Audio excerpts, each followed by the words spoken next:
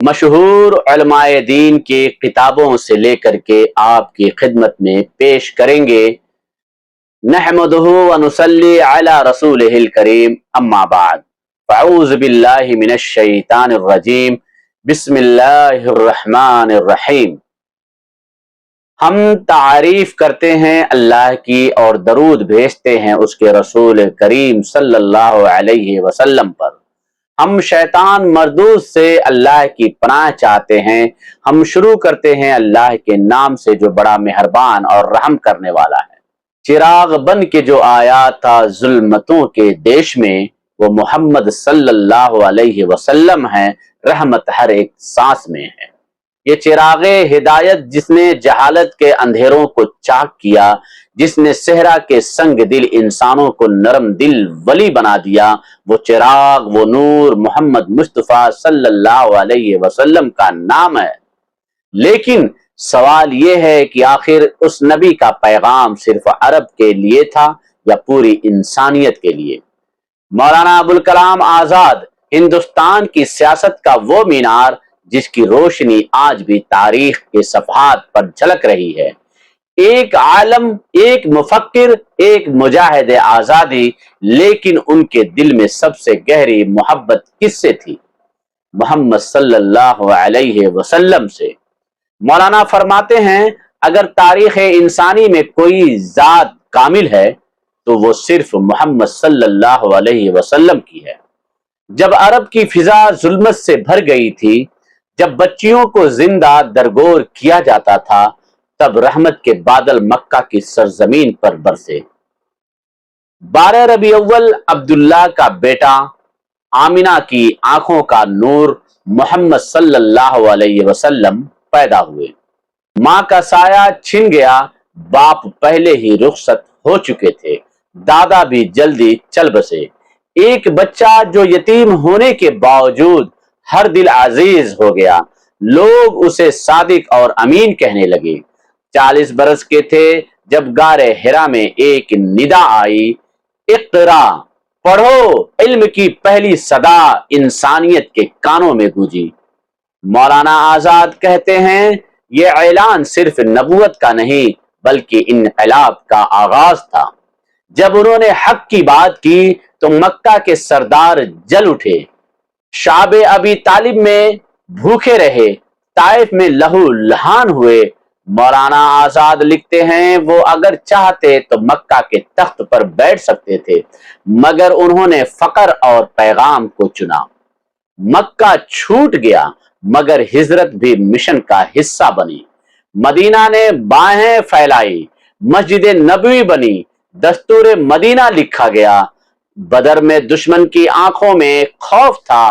غزوہ احد، تاریخ 23 مارچ 625 عیسوی، مقام مدینہ منورہ کے شمال میں واقع احد پہاڑ کے دامن میں۔ یہ وہ معرکہ تھا جو غزوہ بدر کے بعد پیش آیا۔ غزوہ بدر میں مسلمانوں نے کفار مکہ کو عبرتناک شکست دی، مگر غزوہ احد میں صورتحال کچھ مختلف رہی۔ اس جنگ میں مسلمانوں کی قیادت خود رحمت عالم صلی اللہ علیہ وسلم نے فرمائی، جبکہ قریش مکہ کی طرف سے قیادت ابو سفیان کے ہاتھ میں تھا۔ ابتدا میں مسلمانوں کو میدان جنگ میں برتری حاصل تھی، مگر جب تیر انداز صحابہ کرام نے حضور صلی اللہ علیہ وسلم کے حکم کے باوجود پہاڑی چوٹی کو چھوڑ دیا اور مال غنیمت کی طرف متوجہ ہو گئے تو جنگ کا نقشہ بدل گیا۔ قریش کے لشکر نے پیچھے سے حملہ کیا اور مسلمان ایک وقتی شکست سے دوچار ہو گئے۔ اس معرکہ میں حضرت حمزہ جیسے جری صحابہ نے جام شہادت نوش فرمایا اور خود نبی کریم صلی اللہ علیہ وسلم کو بھی زخمی ہونا پڑا۔ غزوہ احد ہمیں یہ سکھاتا ہے کہ اطاعت رسول صلی اللہ علیہ وسلم اور اجتماعی نظم و ضبط کسی بھی قوم کی کامیابی کے ضامن ہوتے ہیں، اور جو قوم اپنے اصولوں سے ہٹتی ہے اسے وقتی نقصان اٹھانا پڑتا ہے۔ احد میں زخم ملے، خندق میں صبر کا سمندر بہا، لیکن جب مکہ فتح ہوا محمد صلی اللہ علیہ وسلم نے فرمایا آج تم پر کوئی گرفت نہیں، یہ محمد صلی اللہ علیہ وسلم کی سیرت ہے، انتقام نہیں رحم۔ عرفات کا میدان، لاکھوں انسان اور محمد صلی اللہ علیہ وسلم کا آخری خطبہ۔ نہ عربی کو عجمی پر فضیلت، نہ گورے کو کالے پر، سب برابر ہیں۔ مولانا آزاد کہتے ہیں آج بھی انسانیت اس خطبے کی طرف پلٹے تو جنگیں ختم ہو جائیں۔ ربیع اول کی وہ صبح جب مدینہ کی گلیوں میں خاموشی چھا گئی، فاطمہ کا دل ٹوٹا، ابو بکر کی زبان کانپ گئی، محمد صلی اللہ علیہ وسلم دنیا سے پردہ فرما گئے، لیکن ان کا پیغام، ان کا دین، ان کی سیرت آج بھی زندہ ہے۔ دوستو، سیرت صرف سنانے کے لیے نہیں، اپنانے کے لیے ہے۔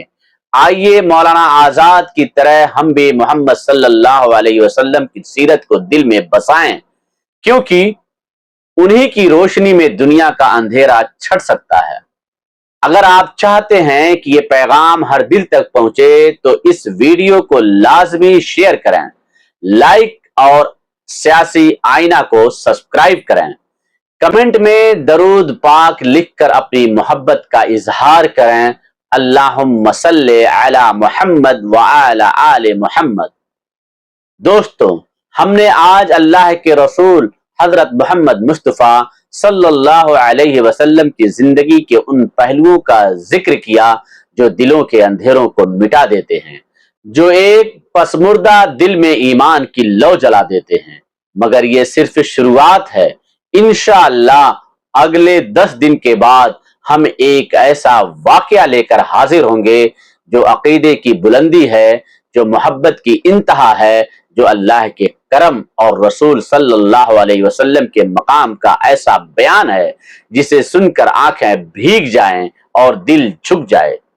جی ہاں، انشاءاللہ ہم آپ تک پیش کریں گے اسراء اور معراج کا وہ روشن واقعہ جب اللہ کا حبیب صلی اللہ علیہ وسلم ایک رات میں مسجد حرام سے مسجد اقصی اور پھر 7 آسمانوں کے اوپر بلایا گیا۔